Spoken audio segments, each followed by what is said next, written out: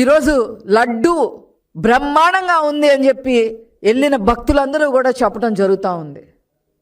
మరి ఉచిత భోజనం పెట్టే శాలకే కాకుండా కాంప్లెక్స్లో ఉన్న వాళ్ళకు కూడా ఈరోజు భోజన వసతి ఏర్పాటు చేసిన ఘనత ఈరోజు కూటమి ప్రభుత్వాన్ని, నాయుడు గారిది.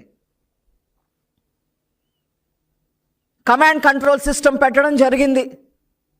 అనేక విధాలుగా టీటీడీని అభివృద్ధి పదంలోకి తీసుకెళ్ళటమే కాకుండా మరి అన్ని చోట్ల 500 పైగా దేవాలయాలు కట్టి మరి హిందూ మనోభావాల్ని కాపాడాలి, హిందూ మత సాంప్రదాయాల్ని కాపాడాలనే ఉద్దేశంతో ముందుకెళ్తున్నారు.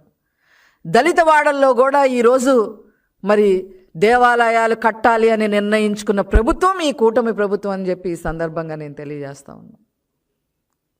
ఇలాగ ఏదైనా అభివృద్ధి చేయాలి కానీ తిరుమల తిరుపతి దేవస్థానాన్ని అపవిత్రం చేసి ఒక నమ్మకాన్ని, భక్తులకు ఉండే నమ్మకాన్ని కూడా తుడిచిపారేశారయ్యా కదయ్యా మీరు